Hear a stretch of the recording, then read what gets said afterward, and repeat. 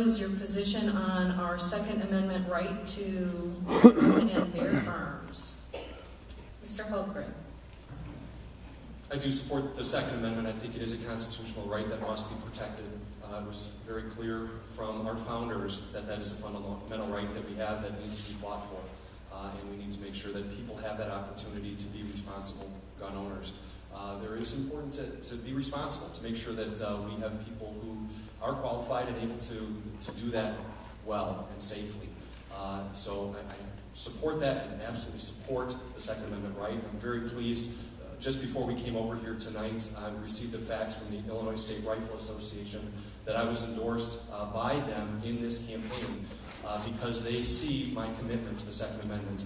They also see, not only is it talk for me, but it's been votes that I've had consistently an A rating of fighting for our freedom and our right to continue to maintain that constitutional right that was given to us. And that would be my commitment going forward as well, that I would continue that fight.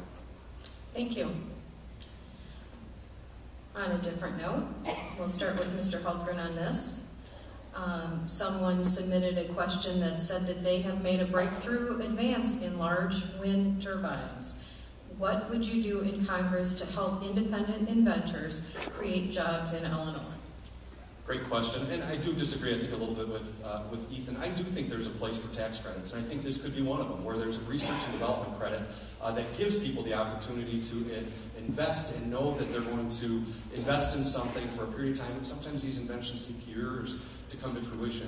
And I've talked to many people in this district as I travel around who are just brilliant, have great ideas, cutting-edge ideas that can bring significant advancement for us, dealing with energy, dealing with our manufacturing, so many different issues. So what I would be doing is fighting for that opportunity, a 10-year extension of the research and development tax credit, so there can be a confidence of them knowing that if they're going to work to be able to create this new idea, this innovation, that they won't be punished for that creation, that the incentive for it won't be taken away next year, but that, again, we can push forward. I'm so confident, again, in American ingenuity, and I see that in so many different areas of our lives, but especially I think it comes up in the energy idea, where we have great ideas that are out there, but we just need to push forward. Right now, we still are pretty significantly dependent on foreign oil, and that needs to change. We have to lessen our dependence on foreign oil, and we need to continue advancements here in Illinois. One of the things I love about Illinois is that we've got everything here as far as providing energy. And I wanted to be able to fight for that as congressman, to be able to have those opportunities for great ingenuity, great minds, to be able to come up with new ideas that can help not only our generation, but generations to come, to have affordable energy that also is good stewards of our planet, of making sure that we're doing all we can to protect our planet and provide it in as good or better shape to our children and grandchildren going forward. So that's something I would do as congressman. Next question. Home purchase tax credits have done little to help the residential construction industry. How would you stimulate new residential construction, and should we? Mr. Hultgren. I think the home buyer tax credits are not the total solution. I do think they've helped. I would support their extension to continue that. I think it's been one piece that's helped. But the real solution to this problem is creating jobs once again. As people feel confident once again that they have a job, first of all, those that are unemployed get employed. Those who have a job feel confident not only that their job's going to be here next month, but that it's going to be here next year. And not only do they feel confident that they're going to have a job, but they think they're probably going to be making more money next year. And as they do that, people will be willing to invest in their community once again, purchase homes, add on to their home, make it nicer. The whole community benefits as jobs are created there.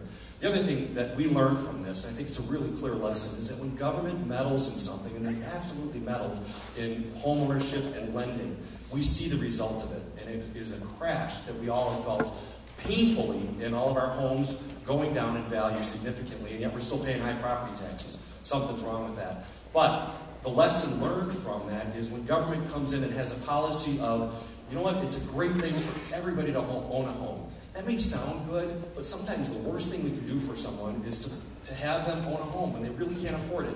We saw people purchasing homes just a few years ago, very top market value, and they would walk out of the closing not only not putting any money down, but they'd actually take money back away from that closing. We were set up in a system that was doomed for failure, and so much of it was because of the government propping this up and pushing this idea that absolutely it is a right for everyone and responsibility of the federal government to make sure that everybody owns a home. I don't think that's necessarily true. I think for some people, that could be the worst thing we do for them. So I take from this really important lesson that we've got to get our economy going again, get people confident in their jobs, and also realize that when government starts meddling and trying to impose their wishes in something like this, it backfires and we pay a significant price.